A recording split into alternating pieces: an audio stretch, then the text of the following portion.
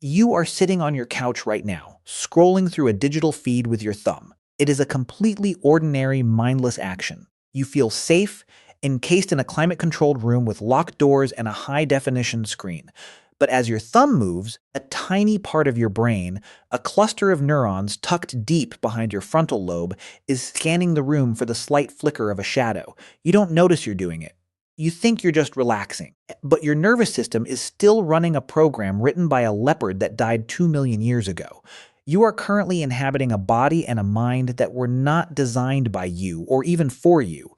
They were designed by the things that were trying to eat you, the things you were trying to rob, and the things that eventually decided to walk beside you. For decades, we've treated the story of human evolution like a solo performance. We imagine a lone genius primate standing up on the savannah, looking at a stone, and deciding to build a civilization through sheer willpower. It's a flattering story, but forensic evidence is starting to show it's also a lie. The mystery we are investigating today is the case of the missing architect. If we didn't build ourselves, who did? The evidence points to a surprising culprit, the animal kingdom. It turns out we aren't the protagonists of a grand survival epic. We are the accidental byproduct of a multi-million-year-long interaction with creatures that had no idea they were creating a master. This investigation begins with a fundamental problem in the human design. Biologists call it the encephalization paradox. If you look at the fossil record, our brains didn't just grow, they exploded. In a relatively short window of evolutionary time, the human brain tripled in size. This is a massive biological liability. The brain is an energy hog, consuming 20% of your metabolic output while only making up 2% of your body weight. To afford a brain that big, we had to give something else up, and for a long time, the leading theory was that we simply became smarter, and the rest followed.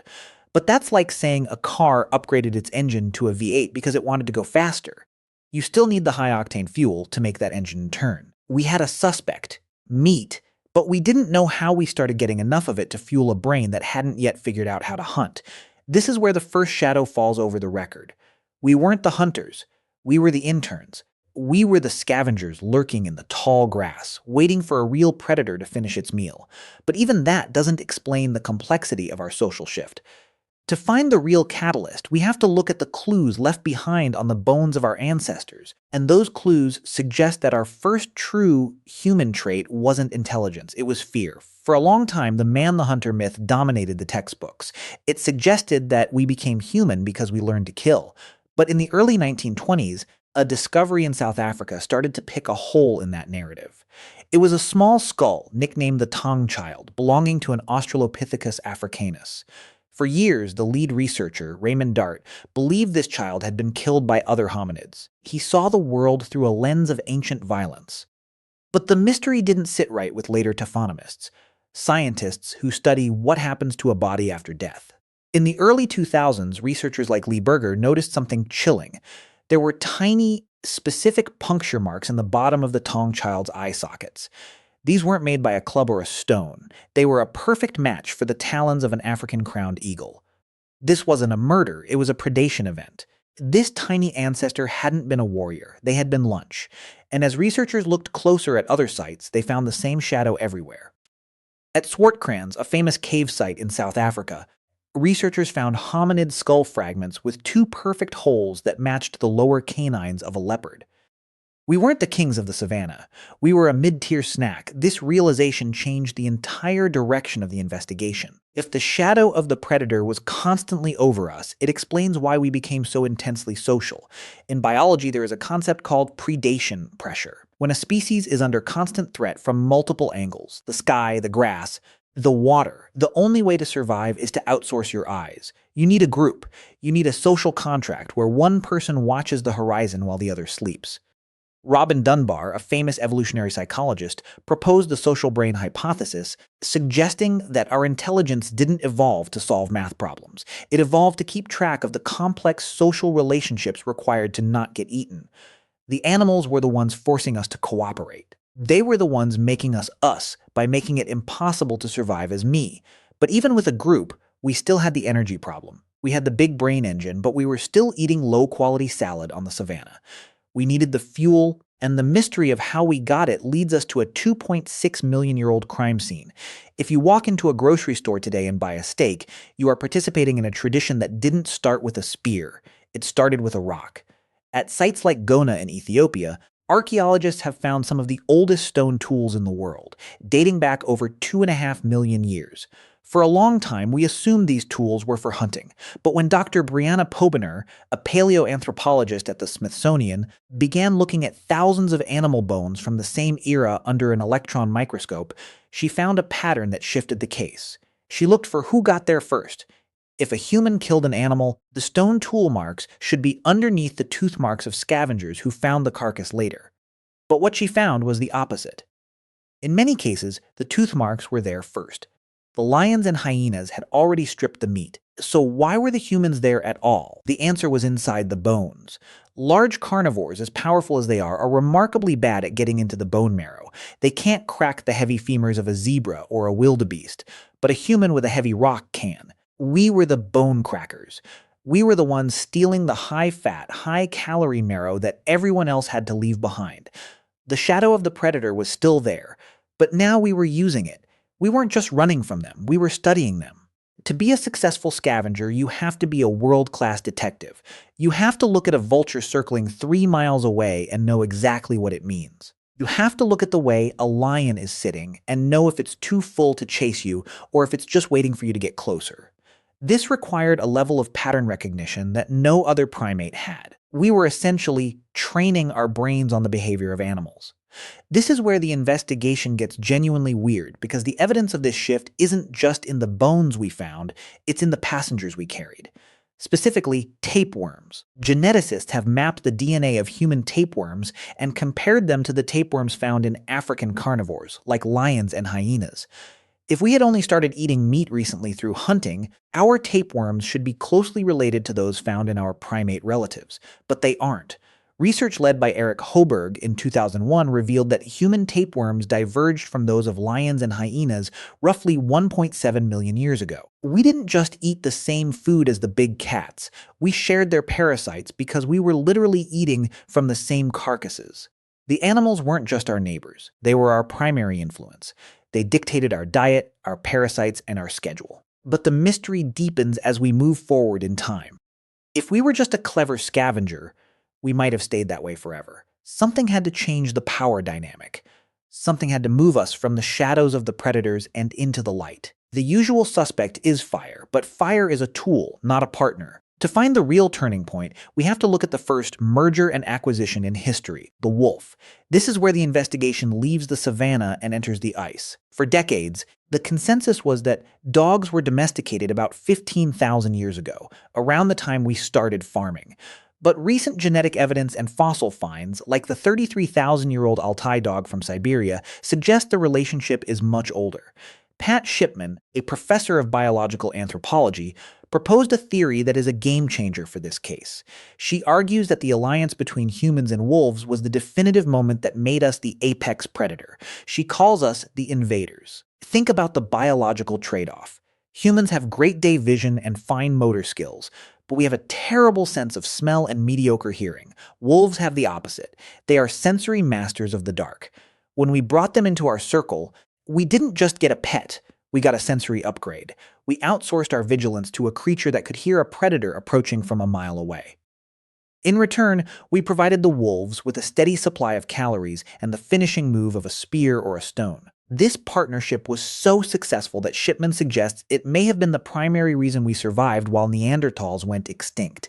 Neanderthals were stronger, more robust, and had brains just as large as ours, but their fossil sites show almost no evidence of this kind of multi-species alliance. We didn't win the evolutionary race because we were the smartest. We won because we were the best at networking with other species. The wolf didn't just help us hunt, it changed the way our minds worked. We began to think in terms of a team that spanned across species lines. The shadow that once represented death was now sitting by our fire, and as that shadow moved into the light, it began to change our inner world as well. If you go into the deep caves of Europe, Lascaux, Chauvet, Altamira, you see the birth of human art. These are the most beautiful haunting images in our history, and they are almost exclusively of animals. For years, Art historians treated these as decorations or hunting magic. But look at them through the lens of our investigation. The people who painted these weren't just drawing what they saw, they were drawing what they were obsessed with. They were obsessed with the curve of a bison's neck, the flicker of a horse's ear, the heavy gait of a mammoth. Why? Because for 2 million years, noticing those details was the difference between life and death. Our visual cortex was literally sculpted by the need to decode animal shapes. Research into the human visual system shows that we have a specialized animacy bias. We detect the movement of an animal in our peripheral vision far faster than we detect the movement of a car or a person. Our eyes are tuned to the animal frequency. When those early artists stepped into a dark cave, lit a torch, and looked at the uneven surface of the rock, they didn't see a blank wall. They saw the shadows of animals that their brains were already primed to find. The first art wasn't an act of creation. It was an act of recognition. The animals were the ones who taught us how to see. This brings us to a critical realization in our case. We often ask if we are part of nature, but the evidence suggests we are actually a composite of it. We are an ecological project that was managed by a dozen different species over millions of years. Even our language shows the scars of this. Think about the metaphors we use: sly as a fox, brave as a lion, quiet as a mouse. We don't just live with animals. We think through them. They are the furniture of our minds. But the most haunting piece of evidence in this mystery is what happened to our own biology once we became the masters. There is a theory called human self-domestication. It notes that as we moved closer to animals, our own bodies began to change in ways that mimic the animals we domesticated. Compared to our ancestors, our bones are thinner, our faces are flatter, and our temperaments are significantly more prosocial. We effectively domesticated ourselves by selecting for the same traits we liked in our dogs. The architect of our modern, peaceful society wasn't a philosopher or a king. It was the process of living alongside other creatures until we became as soft as the ones we kept. The case for the accidental human is nearly closed, but there is one final clue that we often overlook. It's the uncanny valley. That strange, creeping feeling of dread we get when we see something that looks almost human, but not quite. Think about a robot that is too realistic, or a mask that is just slightly off. Why do we have that instinct? Evolution doesn't give you a horror response for no reason. It only gives you an instinct if, at some point in your history, that instinct saved your life.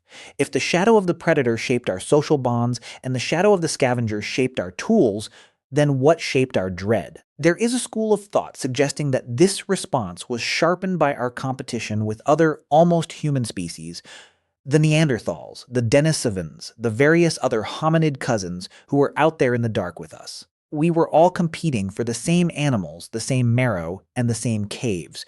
The animals were the prize and the others were the threat.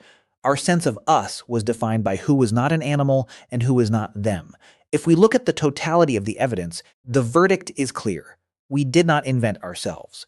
We were forged in a series of collisions. The eagle that hunted us made us look at the sky. The leopard that stalked us made us look at each other. The lion that killed the zebra made us look at the tools in our hands.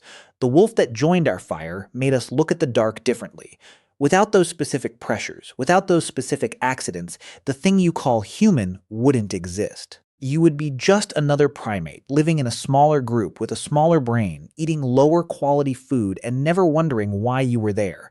We are the result of a million different no votes from the natural world, a series of predators saying, no, you can't live alone, and a series of competitors saying, no, you can't have this meat unless you are smarter.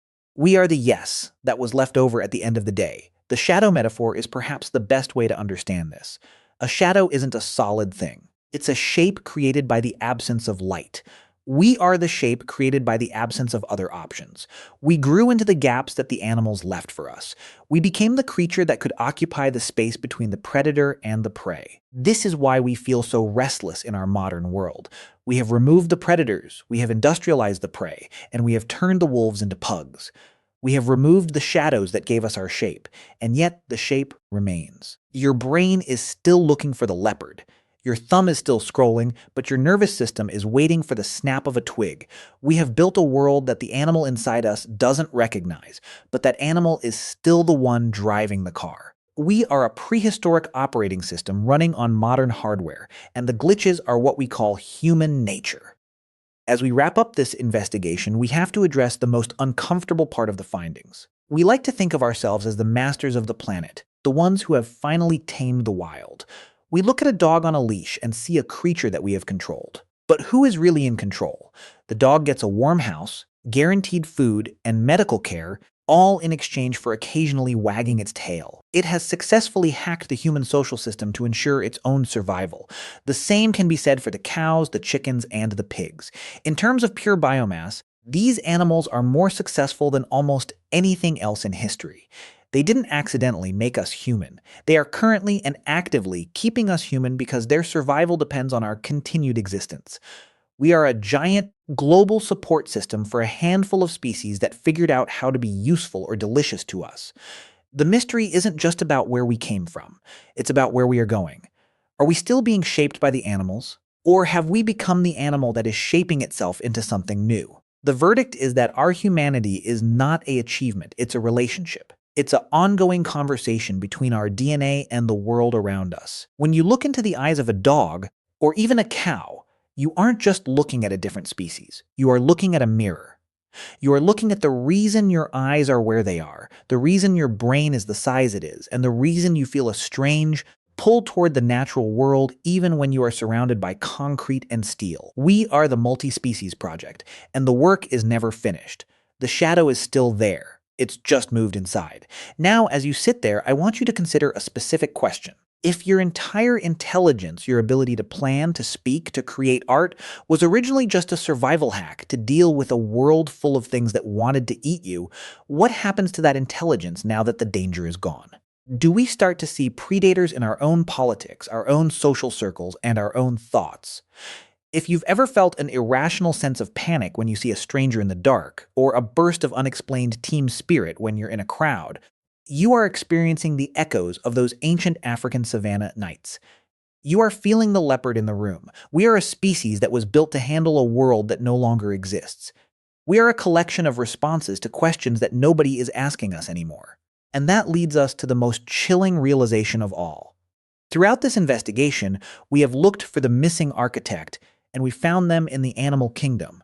But an architect doesn't just build a house, they design it for a specific purpose. If our purpose was to survive a world of teeth and claws, what is our purpose now? Are we an unfinished building? Or are we a ruin that doesn't know it's fallen? It's time to confront the final cold fact. We spent 2 million years looking at animals to figure out what they were going to do next. We studied their gaits, their sounds, and their patterns. We did this because our lives depended on it. But today, for the first time in the history of our lineage, the animals are no longer looking back at us with a plan. They are looking at us with a question. They are the ones now inhabiting the shadow, watching to see if we will keep the world habitable for them. We have traded places. The scavenger has become the god. But we are a god with the brain of a bone cracker, the eyes of a prey animal, and the heart of a social primate that is still terrified of the dark. Think about that tonight when you go to bed. You will walk through your house, you will check the locks on your doors, and you will turn off the lights. As the room goes black, you will feel a tiny, familiar prickle of electricity at the base of your skull. You will tell yourself it's nothing. You will tell yourself that you are safe in the modern world. But the fact is, your body doesn't believe you. Your body is still waiting for the eagle. It is still listening for the leopard. And the most haunting part of being human is the realization that no matter how much we build, no matter how much we learn, and no matter how far we travel from the savannah, we will always be the animal that survived. We are not the masters of the shadows. We are just the ones who learned how to hide in them better than anyone else. And in the cold, silent logic of the universe, that is the only thing that ever mattered. If you found this investigation into our accidental origins compelling, you might want to consider what other parts of yourself are actually borrowed from the world around you. We've only scratched the surface of the biological debts we owe. There are more mysteries to solve. About the parasites that control our moods, the viruses that edited our DNA, and the plants that decided where we would build our cities. If you want to keep following these clues, stay with us. There is always another shadow to look into. What do you think is the most animal thing about being human? Is it our fear, our hunger, or our need to belong? Let's talk about it, because the more we talk, the more we realize that the cage door has been open this whole time. We just don't know how to leave. Thank you for being part of this investigation.